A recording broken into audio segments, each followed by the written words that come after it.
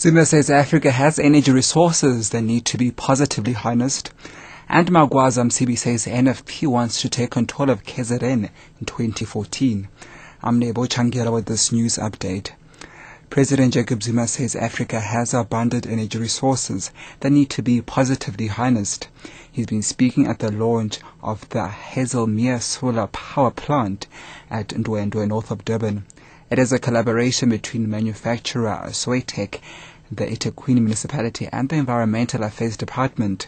It is the first commercial solar power plant in the country.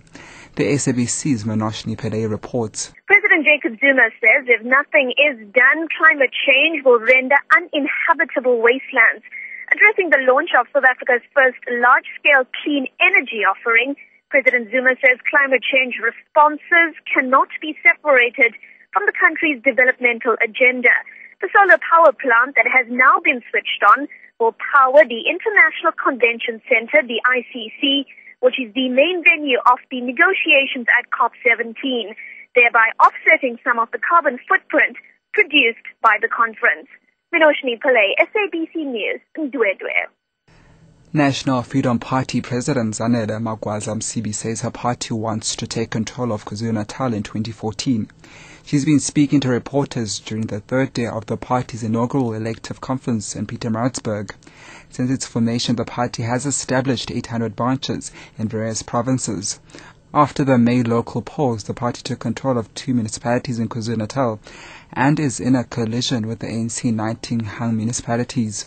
Magwaza Msibi says after the inaugural conference, the newly elected leadership will begin to consolidate party structures. We want to ensure that in each and every ward in South Africa, there is a branch of the NFP, so that the NFP will own over, because we want to ensure, come 2014 election, we want to ensure that we have members of legislatures, we have members of parliament. We want to ensure that we take over KwaZulu-Natal. That is a possibility. That can happen. That is the mammoth task that is before us as leadership of the NFP. The death toll in the accident, which happened outside Beaufort West in the Eastern Cape yesterday, has risen to 7. This after 2 more men died at a local hospital after succumbing to their injuries. Yesterday, 5 people were killed following a collision between 2 cars on the N2 road towards Dujwa.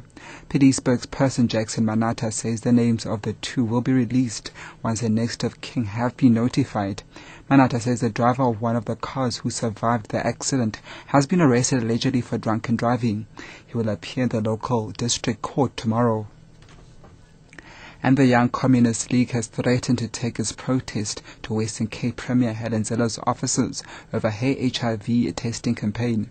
Zella raised the ire of the league after encouraging people to test for HIV using a cash incentive. People were promised 50,000 if their names were picked in the draw. Their names were entered from a provincial HIV/AIDS testing point. The league says the money could have been better used in awareness campaigns which focus